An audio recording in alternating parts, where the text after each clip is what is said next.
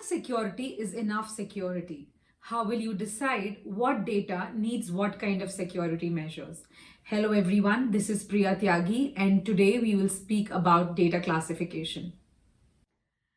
Data classification is basically a process of understanding and sorting your data accordingly. Ideally, it is enforced by the IT department and followed by employees respectively. For example, you do not want your HR data to be mixed with financial information or marketing information, which is public, to be mixed with something that is confidential. Data classification is eventually becoming a very important aspect of information security. It is something that should be followed by all the organization irrespective of their size or nature. Data classification helps you understand your data better. In return, it helps you understand what kind of security measures should be applied to what information.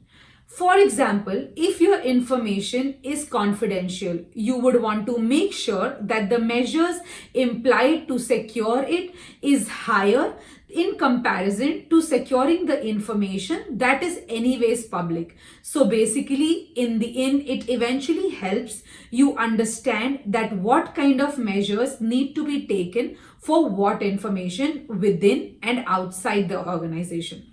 Steps to effective data classification: identify, discover, classify, secure, and monitor. Firstly, be clear on who should have access to each type of data. That is, identify. Discover the location and accessibility of your sensitive data. Classify data according to its value in the organization. Secure means employing security control and protection measures according to the data classification that you have done in the previous step. And then monitor is basically measuring the evolving security practices. You have to decide how many data categories you will have. For a good start, label that indicate confidential, internal only, and public is good.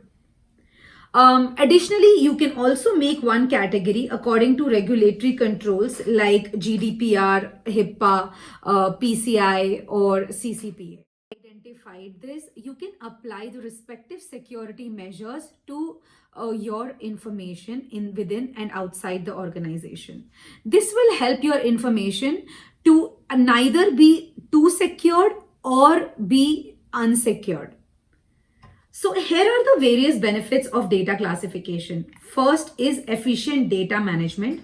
So when you know what category the data lies in, you can basically apply that security measure, invest that ideal amount of resources that need to protect that data. Second is improved security.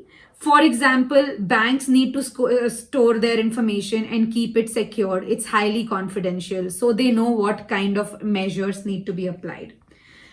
Data classification helps enforce least privilege. So basically, you classify data and only share it within the organization on need to know principle, so that only the ones who need the data have access to it.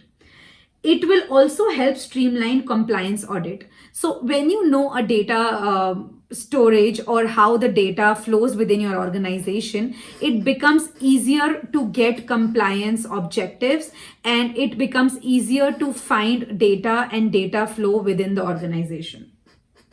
So understanding your data and data classification is the first step to measure security practices and processes within our organization. If you follow these basic measures to understand and safeguard your data, you will not have to say, "What the fish?"